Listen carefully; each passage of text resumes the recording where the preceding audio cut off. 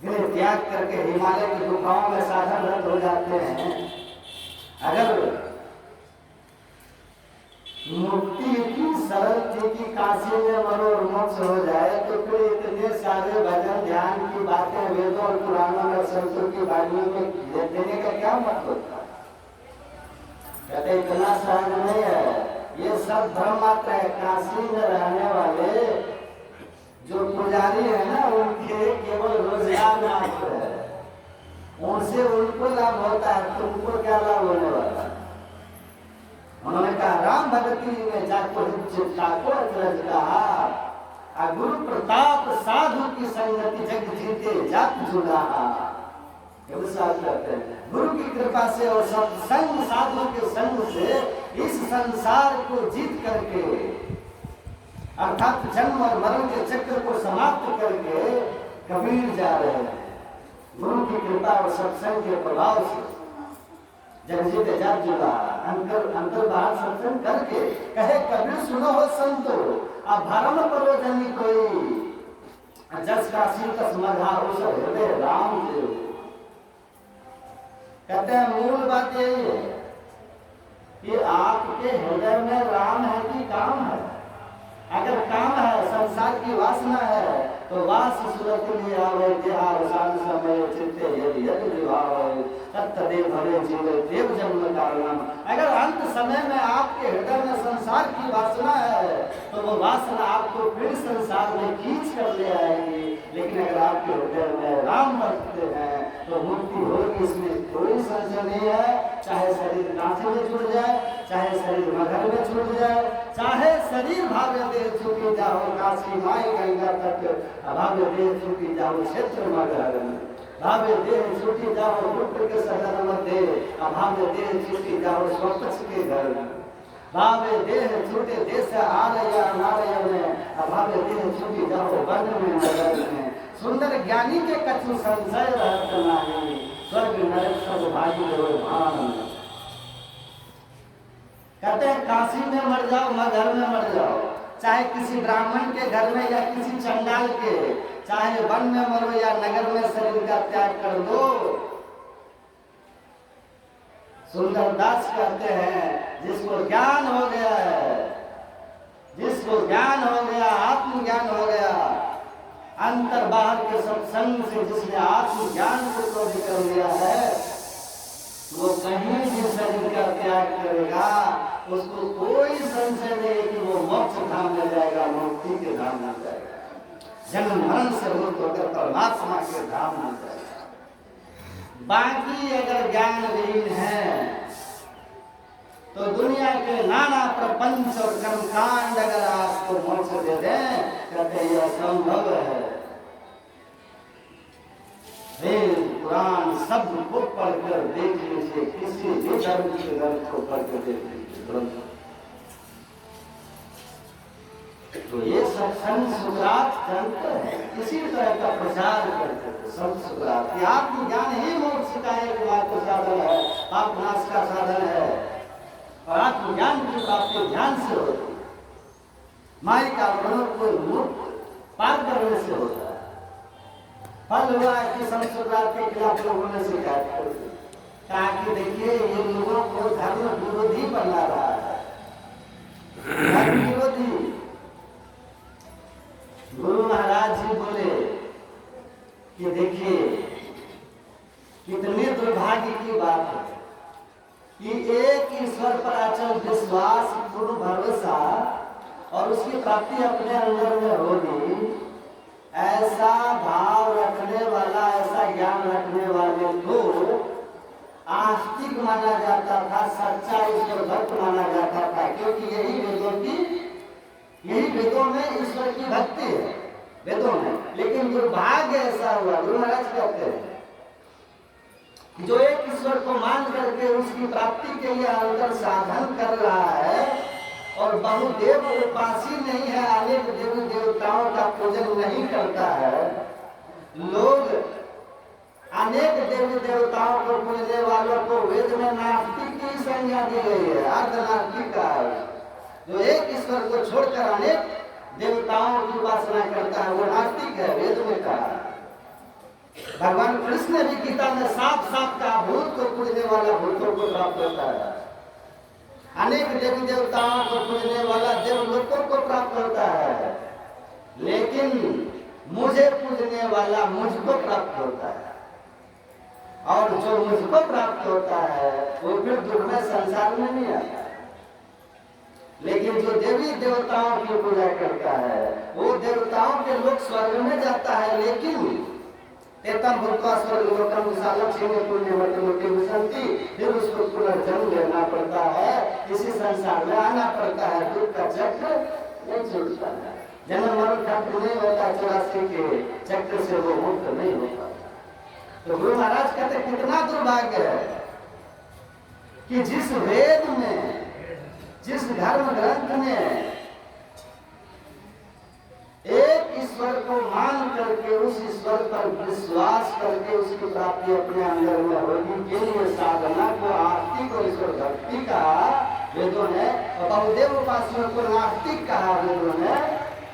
कालांतर में चलकर क्या हुआ पता है कि जो अनेक देवी देवताओं को पूजने लगा, लोग कहते हैं ये सनातन धर्मी है, ये सनातन धर्म के उपासक है। और जो एक ईश्वर को मानने लगा, लोग उसी को कहने लगा, अरे ये लोग नास्तिक है, किसी देवी देवता को नहीं मानता है। देखिए किस तरह से ज्ञान को अज्ञान और अज्ञानी को ज्ञानी घोषित कर दिया गया, समझिए बात। तो ये बहुत ही धर्म की इससे बहुत हानि हुई, अध्यात्म को इससे बहुत हानि हुई। ज्ञान जब अज्ञान से ढक जाएगा तो दिक्कत तो होगी।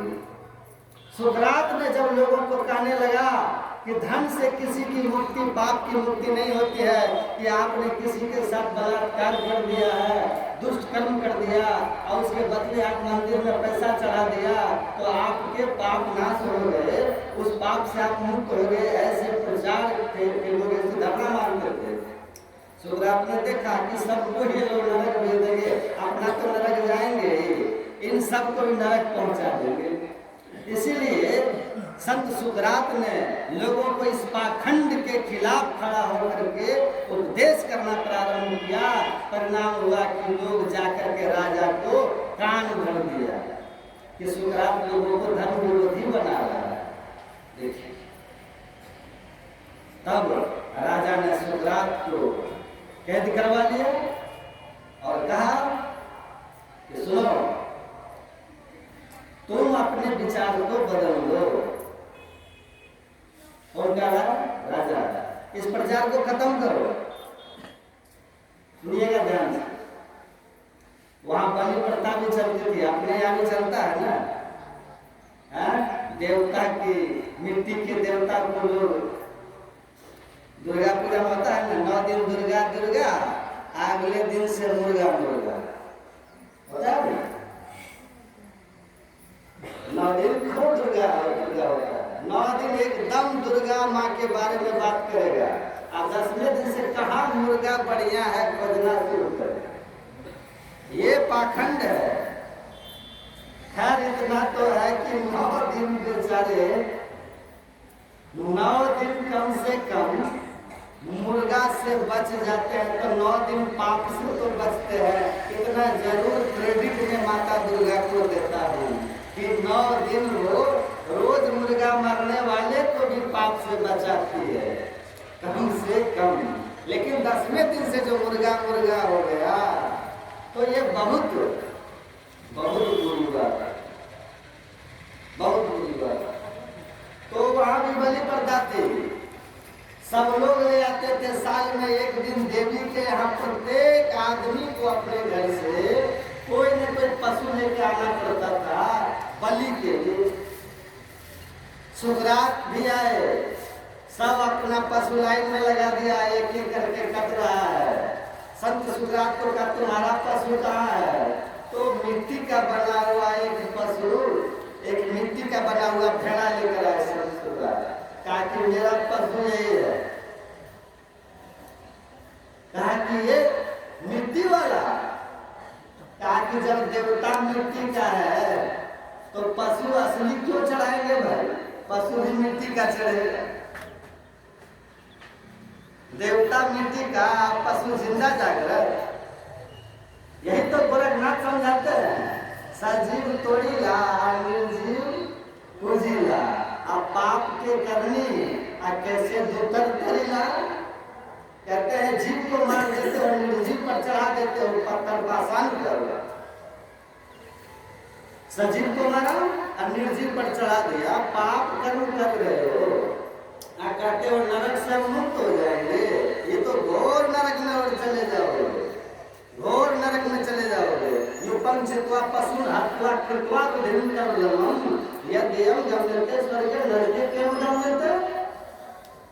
कहते अरे निरीह पशुओं का खून बहा करके उसके मांस को प्रसाद करके खाकर खाने वाला ऐसा दुष्ट आत्मा, ऐसा निर्दयी व्यक्ति अगर स्वर्ग चला जाए तो फिर परमात्मा ने किस पाप के दंड स्वरूप नरक की व्यवस्था की है।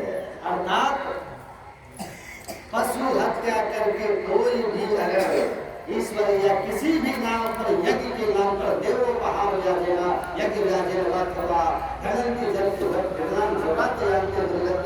कहते हैं यज्ञ के नाम पर या देवताओं के नाम पर जो पशु की हत्या करता है, प्रसाद करके उसको खाता है, वो घोर नरक में जाता है। ये वेद के बाद कान खोल के सुनिए। तो सुकरात ऐसे ही खंडन करते थे, सब ज्ञान की बात कहते थे कि ये सब पाप के करनी है, इसको धर्म मत मानो। अरे अहिंसा परमो धर्म, धर्म तो अहिंसा है। दूसरे जीव की रक्षा के लिए अपने आप को जो उत्सर्ग कर दिया, वही धर्म के पथ को जाना है, वही धर्म के पथ का अनुयायी।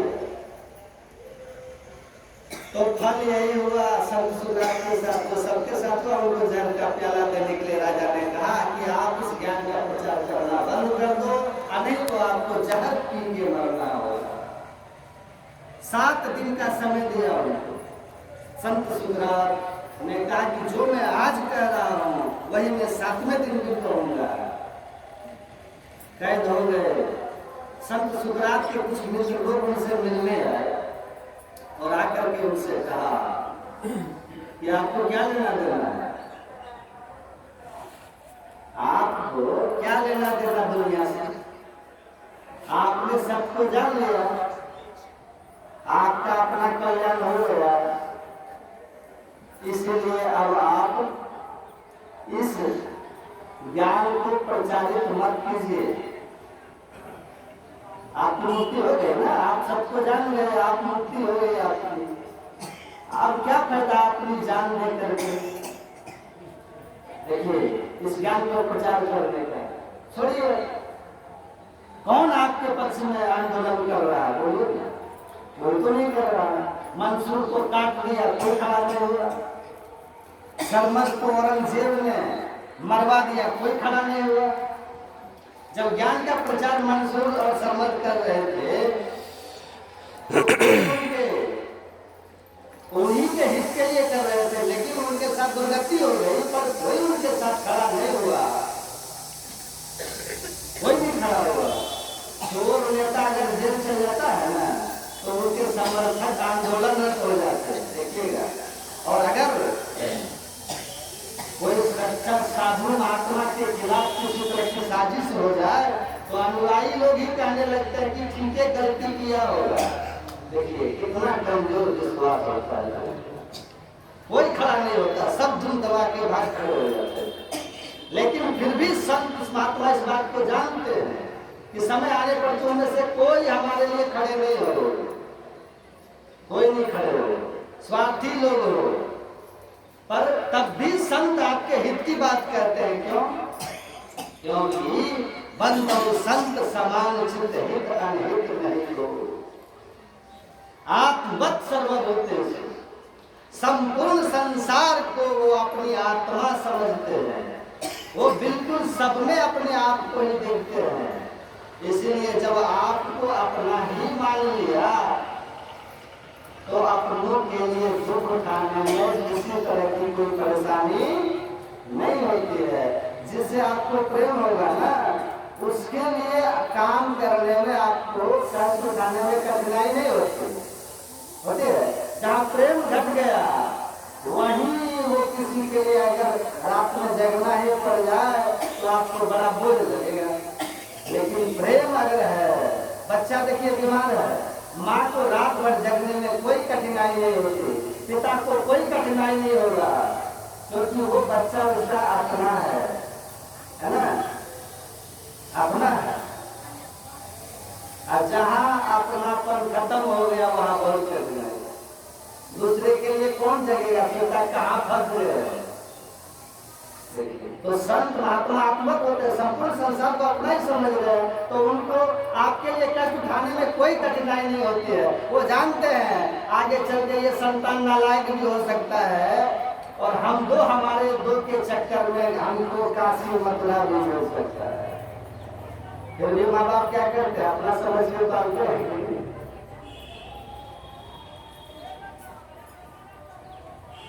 तो संत सुमराट उन लोगों ने कहा कि जिनके लिए आप धर्म प्रचार कर रहे थे, जिनको पाखंडियों से आप मोह और मुक्ति दिला रहे थे, जिन लोगों को ज्ञान का दर्शन आप करा रहे थे, उनमें से कौन तुम्हारे लिए राजा के आदेश के और उन पाखंडियों और धर्म विरोधियों के खिलाफ कौन खड़ा है, उन आडम्बर वालों के खिलाफ कौन आंदोलन कर रहा है, क्या फायदा है।